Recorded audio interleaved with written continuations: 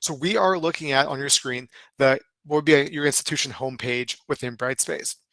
And to kind of help orient yourself with what you're looking at, we have it separated into a three-tiered design. We have our mini bar up top. From there, you have your waffle icon, which actually gives you access to all of your courses within Brightspace. On top of that, you also have a communications hub that will roll up any emails, subscription notifications from discussion posts, or any type of a notification from like an announcement or something along those lines. On top of that, you can also view as a student. Kind of moving down, you have your nav bar, which again allows for navigation across the platform. This does update to be tool specific depending on where you're at. So you'll notice when we jump into a course, it'll update to show more course specific tools. And then we're a widget-based platform, which allows for a lot of flexibility in setting up the templates or home pages that you want to see and provide you with the type of access that you want through our widget platform. Finally, from a faculty perspective, in the My Courses widget, we also call out updates to any course you can see here.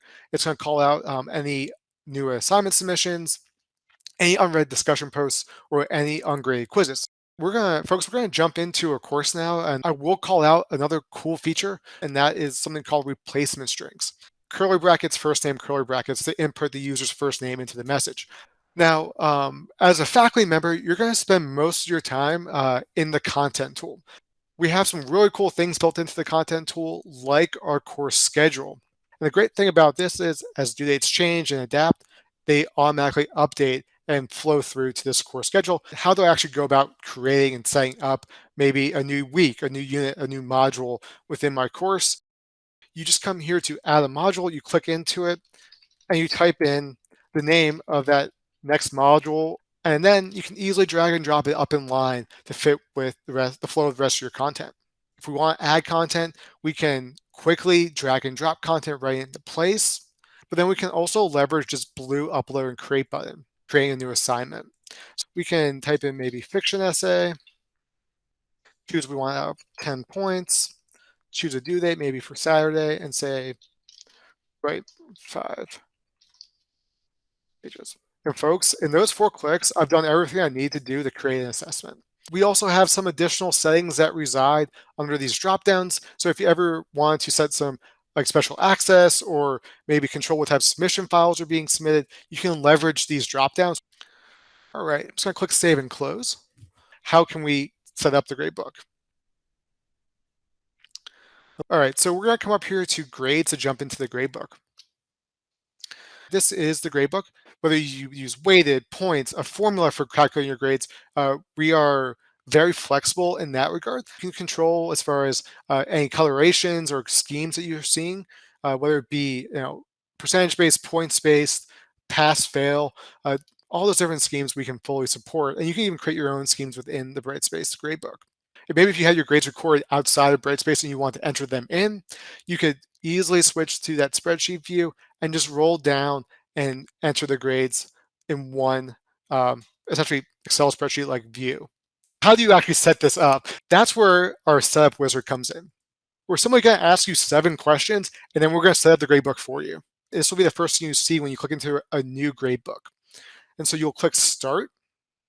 Is it weighted, points, formula? And the great thing about these little questions is they're going to help you answer questions about like, what does this actually mean? You choose the grading system. You choose how are your final grades released. You can also set up things like grade calculations. Do you drop any ungraded items? Do you give ungraded items a 0? Are you percentage based? Are you going to use letter grades, pass, fail?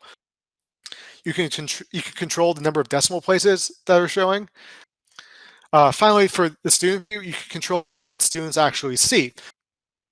And the last step is we're just reconfirming everything we just did. Click finish, and it sets up the gradebook for us.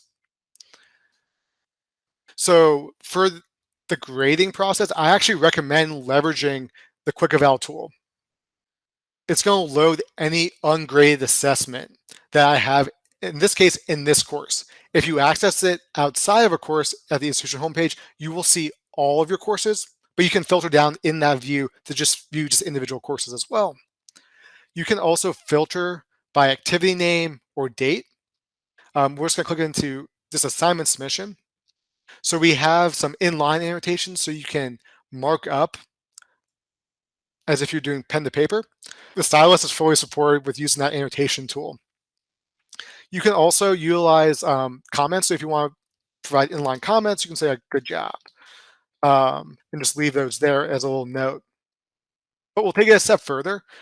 So you can, you know, if you have a rubric attached, you can add a rubric score right in here, and it's going to flow through into that final overall grade. So again, pushing through that grade, you can provide overall feedback.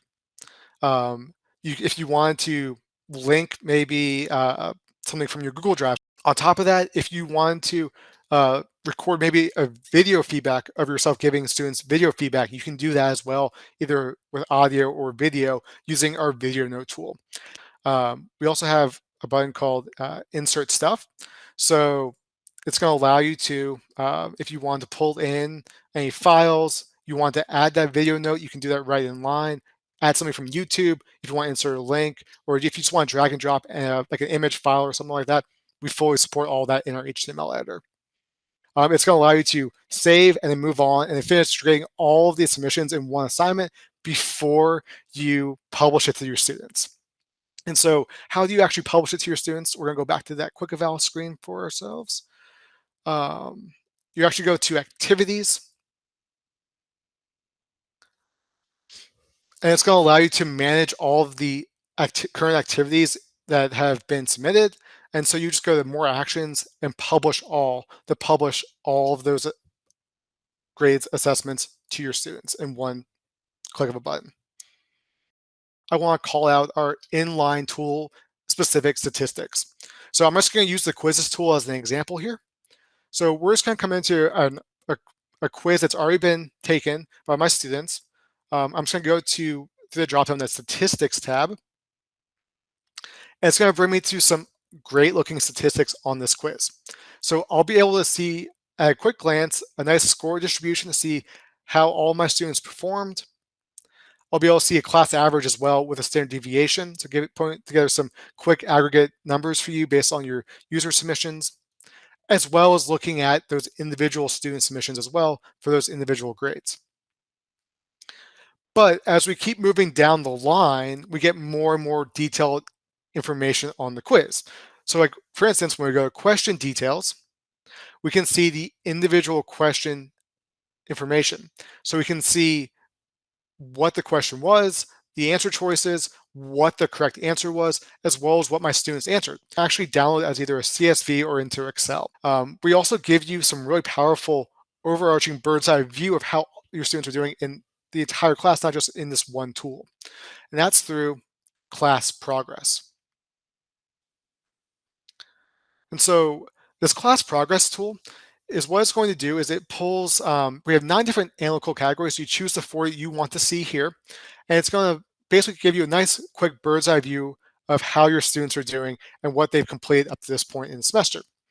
So in this case, I can quickly scroll down and see for here, like Michael Klein, it looks like he's not doing so well with quizzing. Overall grades, he's struggling a lot, like a little bit over 37%. That's kind of a big red flag to me. So what I can do is I can actually, first and foremost, hover over his profile if I want to send an email directly through Brightspace. But that being said, we can also drill down further into the student. So all those analytical categories, as I was hovering over, you notice that they're all interactive. So you can actually click into those specific tools, or you can click on the student's name to see the full user progress summary report. And you can still navigate through this left-hand piece as far as each individual tool. If you want to drill down further, you can use that menu on the left-hand side to do that, or you can just scroll through here to see. So you can look at grades, objectives, or I always like doing this as an instructor as the content piece, because I can see here for the student how many times they've visited my content topic within the course, the amount of total time they've spent on that topic, as well as the last time they visited. So In Michael's case, I'm going to see that he's only spent 10 seconds here, 12 seconds, 23 seconds. He's kind of just clicking through. He's not really spending time. The last communication piece I want to touch on is something called intelligent agents within Brightspace. And you may be wondering, what's an intelligent agent? It's kind of acts as this like really cool secret, it's kind of secret behind the scenes agent, if you will, within your course.